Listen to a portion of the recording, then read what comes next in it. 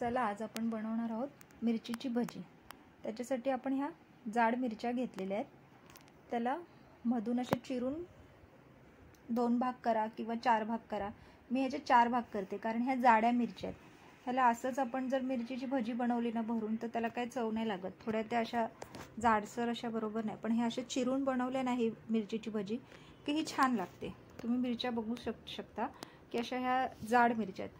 ह्याचे आपण 2 भाग पण करू शकतो, तुम्हाला हवे तर तुम्ही 4 भाग पण करू शकता। ह्याचे 4 भाग तर होतातच चांगले। आता हे मी 4 भाग करून घेतले। त्याच्यासाठी आपण हे बेसन तयार केलेले आहे। बेसनाचं पीठ, हळद, त्याच्यात पाणी घालून ते चांगलं मिक्स करून घ्यायचे। हळद घालायची आणि मीठ घालायचे आणि मी त्यात थोडीशी कोथिंबीर घातली। ते सगळं घालून हे बघा अशा पद्धतीने हे मिक्स करून घ्यायचं, म्हणजे जास्त पातळ पण नाही नसावं आणि जास्त जाड पण नाही। आणि ह्या मिरच्या घेतल्यात त्या बेसनाच्या पिठात आपण घोळवायचे आहेत आणि गरम गरम तेलामध्ये सोडायचे। अगदी सोपी अशी ही मिरचीची भजी आहे। छान लागते तोंडी लावायला। आपल्याला डाळ भात वगैरे असेल तर त्याच्याबरोबर तोंडी लावायला फार छान लागते।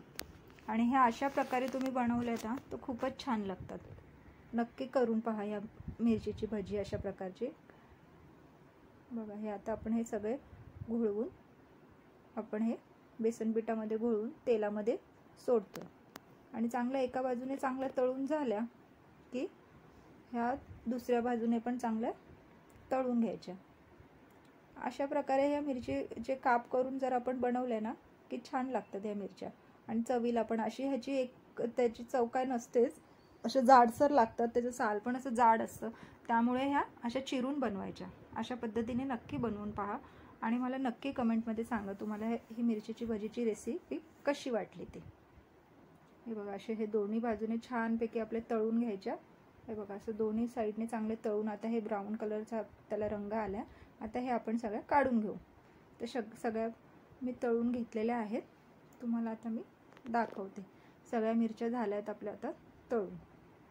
हे बघा झाली आपली मिरचीची भजी रेडी। तुम्ही चपाती बरोबर खा, डाळ भातासोबत खा, नक्की करून पहा।